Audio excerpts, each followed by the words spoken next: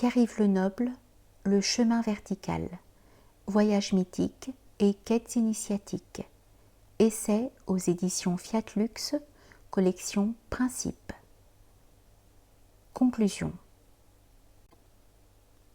De tout ce qui précède, quelques idées majeures se dégagent quant à tous ces chemins verticaux, littéralement initiatiques, car allant de l'extériorité des choses vers leur profondeur, empruntés par Dieu, héros et êtres surnaturels qui peuplent les mythes.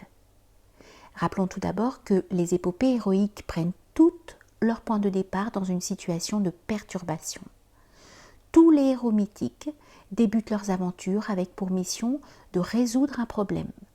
Vol ou perte d'un objet, rapt, guerre fratricide, monstres dévastateurs, sortilèges, cataclysmes naturels, maladresse fâcheuse, etc. Répondre à l'appel du destin et rétablir un ordre perdu.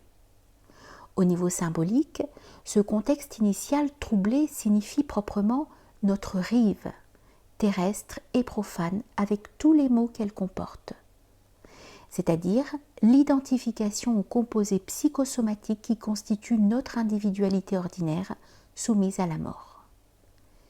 Tout récit mythique s'articule autour d'une trame scénarique partant d'une séparation, d'une malédiction ou d'une chute pour aboutir respectivement à une réunion, à une réparation ou à une rédemption.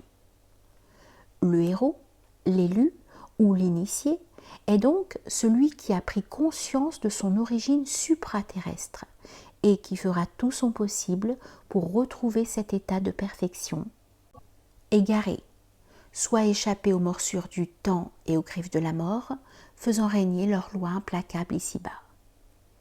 Dès lors, toutes les péripéties aventures fastidieuses, toutes les épreuves et embûches croisées sur le chemin, toutes les luttes intrépides contre les éléments naturels déchaînés et les adversaires de tout poil, toutes ces pérégrinations mythiques, disons-nous, qui se déroulent dans le cadre imaginal du monde psychique, représentent tous les combats intérieurs, les remises en question et les sacrifices personnels que tout homme est amené à réaliser afin de sauver son âme du fatidique vortex de l'existence, fait d'une suite indéfinie de morts et d'incarnations caduques au sein du devenir fuyant.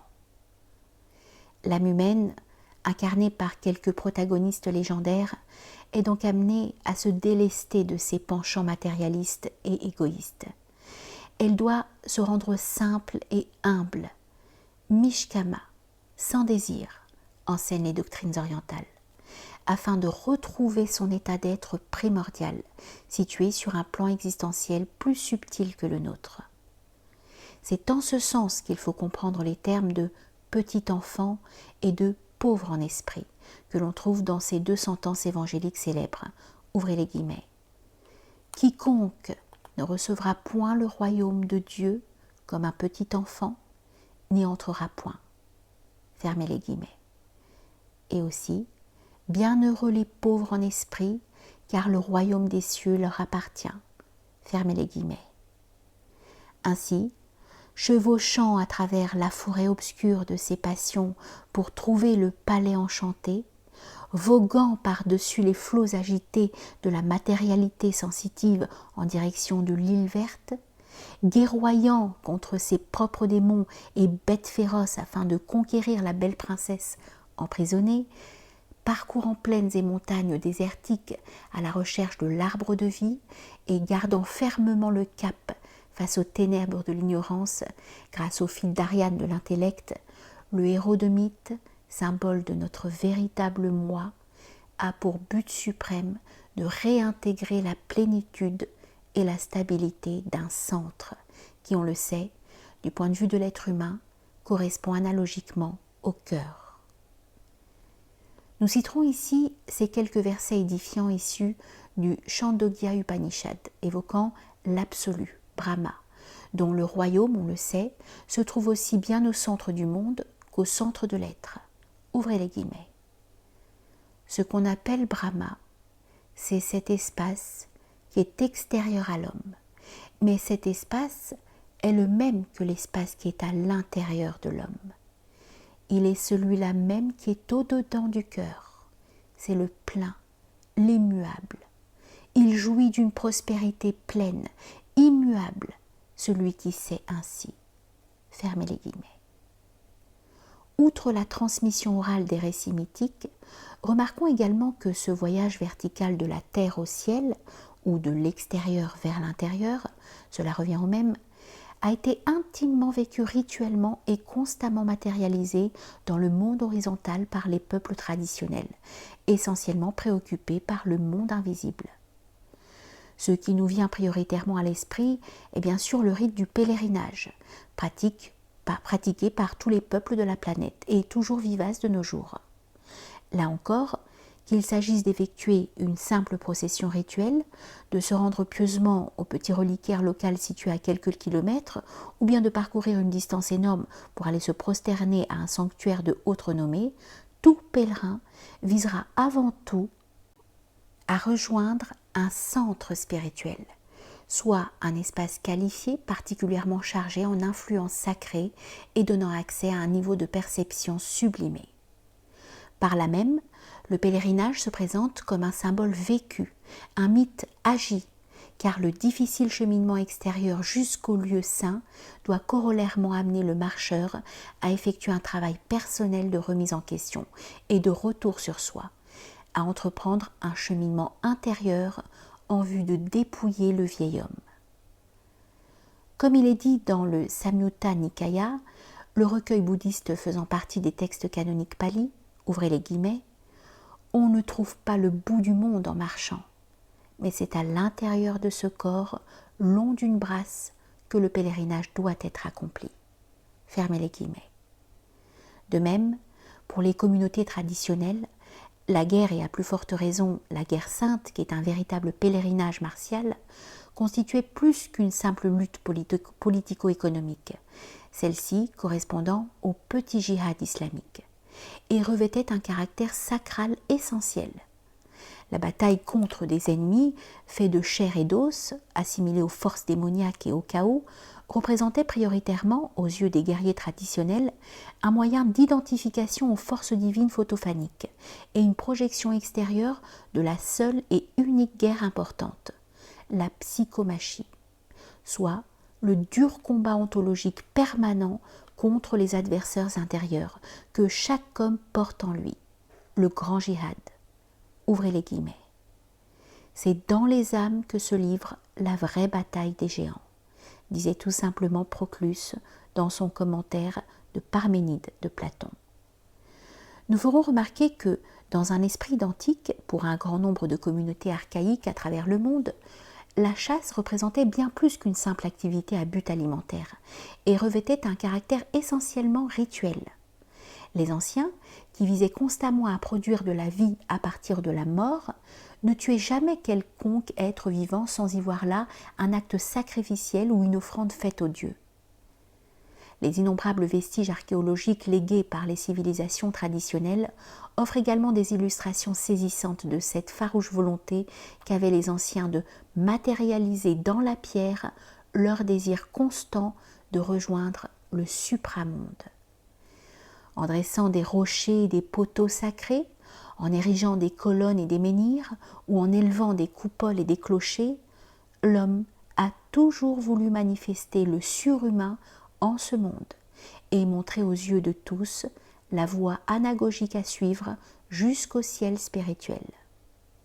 De même, en tant qu'imago mundi, tout espace consacré, du petit sanctuaire champêtre au temple cyclopéen, se devait d'intégrer dans sa disposition et son ornementation les grands symboles cosmologiques et ontologiques contenus dans un mythe tutélaire, à l'image des cathédrales médiévales dont le schéma général, tel une orange à la peau retournée, s'apparente à une entité ayant son sombre squelette à l'extérieur d'elle-même, avec ses arcs-boutants et autres gargouilles grimaçantes, et son vrai décor lumineux à l'intérieur, ce qui est une invitation inconsciente faite à chaque fidèle pour opérer sa métanoïa personnelle. Au final, par ces quelques illustrations, il apparaît clair que l'homme traditionnel organisait son monde et sa vie tel un chemin vertical permanent, car il avait intégré le fait que la condition existentielle de l'homme ici-bas n'était pas une fin en soi, et que son origine comme sa destinée se situait sur un plan supraterrestre, hors de l'entreprise naturelle et de l'usure du temps linéaire. Évoquant ce mode de pensée spirituellement orienté, que l'on pourrait légitimement qualifier de platonicien, faisant de la manifestation mondaine une réplique analogique et dégradée d'une perfection archétypale située sur une dimension supérieure, l'éminent islamologue Henri Corbin délivrait quelques remarques qui nous semblent d'un profond intérêt quant à notre présent propos. Ouvrez les guillemets. Globalement, l'opposite de la nature et de l'histoire est à chercher à la verticale, dans un monde dont le niveau domine le niveau commun, et à la nature et à l'histoire. C'est le monde spirituel, présentant lui-même une structure diversifiée et hiérarchisée de façon très complexe. Nature et histoire sont l'une et l'autre l'enveloppe apparente, extérieure, l'exotérique, vahir, de ce monde spirituel, qui est le cachet, le vrai réel, haqiqat, l'ésotérique, batin. C'est en celui-ci que l'on découvre l'histoire vraie, par une démarche qui, en arabe, s'appelle ta'wil, l'herméneutique spirituelle, opération qui consiste étymologiquement à reconduire chaque chose, chaque événement à sa vérité, à son archétype, asl, en désoccultant le cachet et en occultant l'apparence. Aussi, la nature est-elle un liber mundi dont il faut, par le ta'wil, déchiffrer le sens caché, de même que par le ta'wil se dévoile le sens spirituel du liber revelatus, le sens vrai du livre descendu du ciel, et partant le secret des prophètes, c'est-à-dire celui de la hiérohistoire. Fermez les guillemets. À cet égard, à travers ce petit essai, nous avons pu constater qu'il se dégage une unicité sémantique et doctrinale de nature métaphysique derrière l'exubérante multiplicité des formes extérieures que nous ont léguées les anciennes civilisations, mythes, contes, textes sacrés, rituels, temples, etc. Il y a donc bien une tradition avec un grand T, unissant en amont l'ensemble des traditions humaines particulières. Cette sagesse primordiale, faite de vérité et autres principes immuables, ne peut être rendue manifeste en ce monde, car située sur un plan intelligible, hors du temps et de l'espace.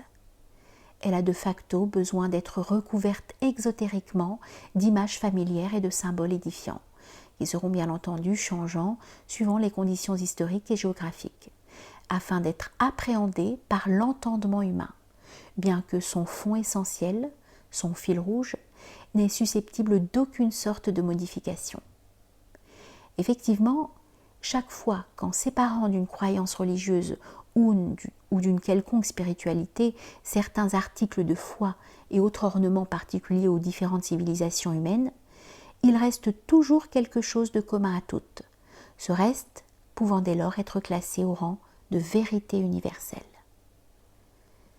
Il en est strictement de même en ce qui concerne l'ontologie individuelle, puisque notre être propre n'est qu'un état de manifestation parmi tant d'autres, qu'une modification passagère du seul et unique être, au-delà de toutes les individuations contingentes. Ô combien nombreux sont les sentiers individuels, aboutissant pourtant tous au même sommet universel. Ayant donc toujours en mémoire ces profonds mots allégoriques du poète Ovide, qui constituent selon nous le plus pur témoignage quant à cette Sophia Perennis, partagée par les peuples de tout lieu et de toute époque, ouvrez les guillemets, la cire malléable qui reçoit du sculpteur de nouvelles empreintes, qui ne reste point telle qu'elle était et change sans cesse de forme, est toujours bien la même cire. Ainsi l'âme, je vous le dis, est toujours elle-même, quoiqu'elle émigre dans des figures diverses. Fermez les guillemets. La couleur de l'eau n'était pas celle de son récipient ?